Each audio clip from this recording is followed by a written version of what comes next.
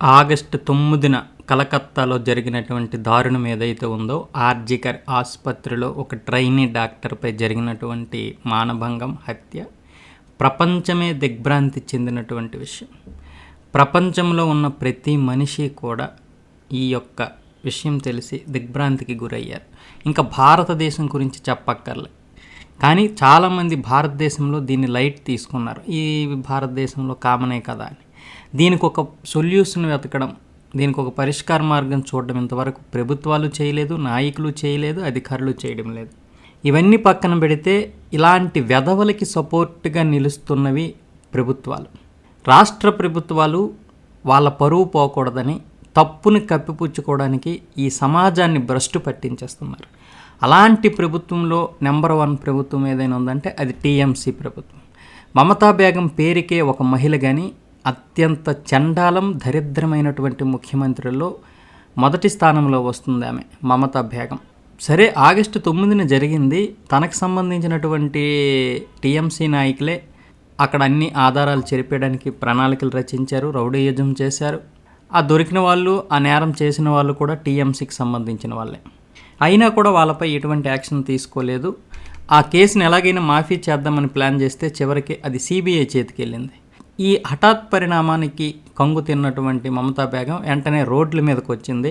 ఒక home minister శాఖ తన కిందే పెట్టుకుంది, అలాగే వైద్య శాఖ కూడా తన కిందే పెట్టుకుంది, స్వయంగా ముఖ్యమంత్రి. మరి ఈ 3 శాఖలే కదా అక్కడ పరిష్కారం చూపాలి. అలాంటి పరిస్థితుల్లో ఆమె రోడ్డు మీదకి వచ్చి ఫ్లేట్ ఫిరాయించి తిరిగి న్యాయం చేయాలని ధర్నా చేయడం మొదలుపెట్టింది. ఇంత దౌర్భాగ్యమైనటువంటి ముఖ్యమంత్రిని ఇంతవరకు చూడలేదు.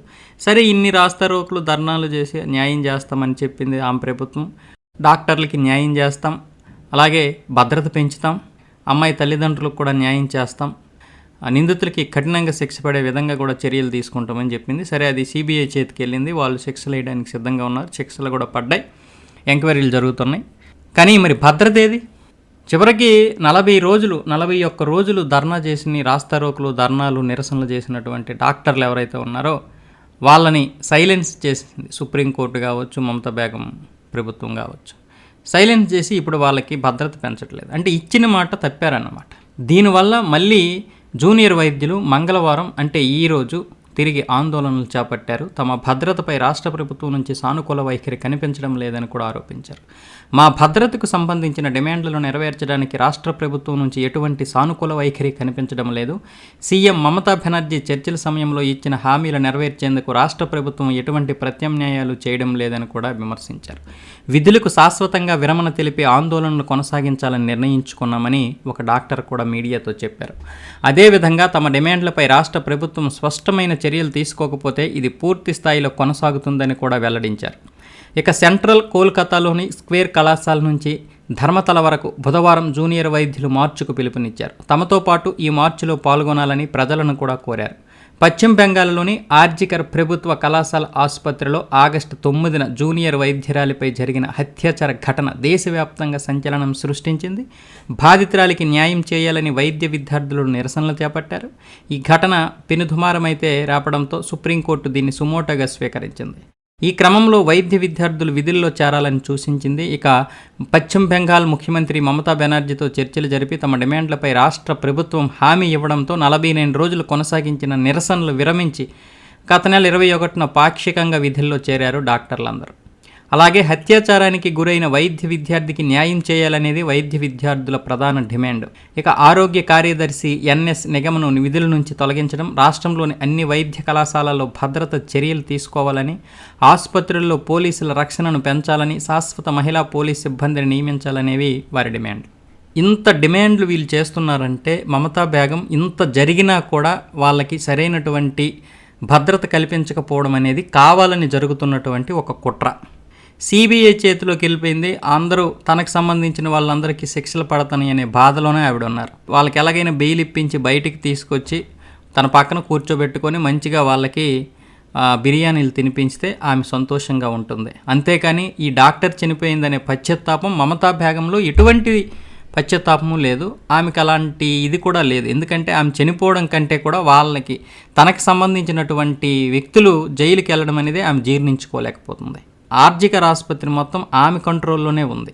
లేకపోతే 7,000 మంది రౌడీలు దింపి అక్కడ ఉన్నటువంటి అన్ని సాక్ష్యాలని ఆ ప్రూఫ్లన్నింటినీ కూడా నాశనం చేయించిందంటే ఇంతకంటే ఏం దారుణం. రాష్ట్రాన్ని తన చేతి కబంధ హస్తాల్లో పెట్టుకొని ఇప్పుడు కేంద్ర ప్రభుత్వం ఈమెపై ఏమైనా తీసుకుంటే ఇక్కడ పిచ్చి జనాలే కేంద్ర ప్రభుత్వం ఒక రాష్ట్ర ప్రభుత్వం పైన జులిపి అది దౌర్జన్యం చేస్తుంది, బీజేపీకి పార్టీ అంటే పడదు, ఇలాంటి పనికిరాని మాటలు కామెంట్లు చేయడం వల్ల, కొన్ని రాజ్యాంగంలో రూల్స్ కూడా ఒప్పుకోకపోవడం వల్ల, రాష్ట్రాలకే అన్ని అధికారాలు ఉండడం వల్ల కేంద్ర ప్రభుత్వం కూడా ఏమి చేయలేని పరిస్థితుల్లో ఉంది. సిబిఐ ఏం చెప్తే అదే చేయాలి తప్ప కేంద్ర ప్రభుత్వం జోక్యం చేసుకోలేదు ఈ విషయంలో. కాబట్టి మనమే మారాలి, మనలో మార్పు రావాలి. ఇలాంటి దరిద్రమైనటువంటి నాయకుల్ని మనం ఎంచుకోకూడదు. ఎంచుకుంటే వీళ్ళు దరిద్రులని తెలిసిన తర్వాత దింపేయాలి. పాకిస్తాన్ లాగా పశ్చిమ బెంగాల్ తయారైంది. బంగ్లాదేశ్ని మొత్తం అక్కడ ఉన్నటువంటి రోహింగ్యాలు ఎవరైతే ఉన్నారో మొత్తం పశ్చిమ బెంగాల్లోనే ఉన్నారు. ఇప్పుడు అది కాకుండా పశ్చిమ బెంగాల్ నుంచి అనేక రాష్ట్రాల చుట్టూ చేరిపోతున్నారు. ఇదొక పెద్ద ప్రమాదకరం. ఈమె ప్రమాదకరం అంటే ఈమె చేస్తున్న పనులు, ఈమె సిద్ధాంతాలు, ఈమె ఎందుకు మరి అర్థం కాదు. కానీ పశ్చిమ బెంగాల్ని బంగ్లాదేశ్లో కలిపేసి ఈమె ప్రధానమంత్రి అయిపోవాలని చూస్తుంది. ఏదో ఒకరోజు అదే జరుగుతుంది మనకి. ఇది కావాలంటే చూడండి, ఇంత దౌర్జన్యం, ఇంత దారుణం మరొకటి ఉండకపోవచ్చు. కాబట్టి ఆ న్యాయం చేయాలని ప్రతి ఒక్కరం కూడా ఆమెకి ట్రైనీ వైద్యకి సపోర్ట్గా, మమతా బేగంకి కొంచెం వ్యతిరేకంగా మనందరం కూడా ఆమెకు సపోర్ట్ చేయాల్సినటువంటి పరిస్థితులు వచ్చాయి. కాబట్టి ఈ వీడియో ఎంతమందికి వీలైతే అంతమందికి షేర్ చేయండి.